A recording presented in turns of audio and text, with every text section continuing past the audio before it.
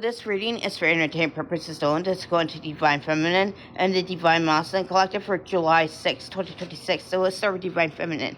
Divine Feminine is overcoming fear-based thinking related to survival mode right now. And as she lets go of that fear-based thinking that kept her in that state of fear, this is causing the Divine Feminine to really expand in consciousness. She is seeing where watering herself down ended up silencing her, and the Divine Feminine is transmuting anger and sadness that keep her in that state of people pleasing.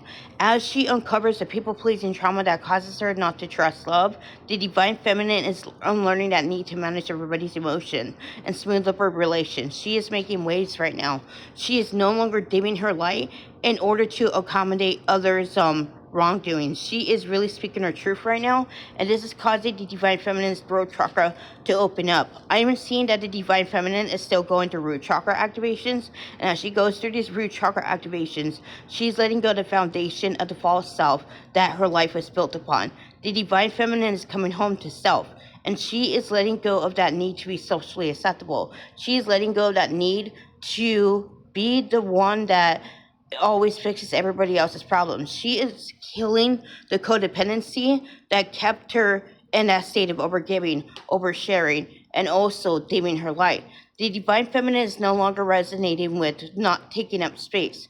As she ends up healing that anger that kept her in that people-pleasing trauma, she is taking back her power. And as she takes back her power, she is, again, connecting to her heart space and also becoming more immersed in her dark feminine. And that's why I give her Divine Feminine. So this is what I get for Divine Masculine. Divine Masculine has a lot of fear-based thinking coming up as well. He is seeing where he is dimming his light in order to actually keep the peace.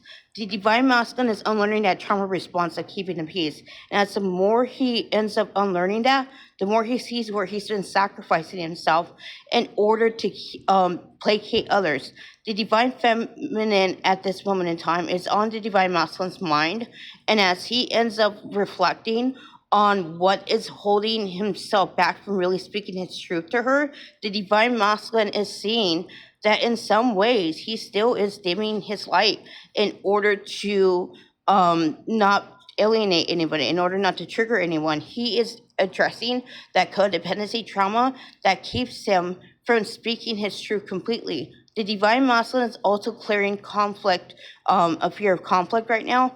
And the more he clears that fear of conflict, the more he actually sees that he did not give the Divine Feminine a chance to prove him wrong. What I mean by that is that he is seeing that he projected all his relationship trauma onto the Divine Feminine. And this is causing him to really see that he needs to really be authentic, that he needs to stop watering himself down because he's afraid of people's reactions. He's realizing that as a masculine, he must speak the truth.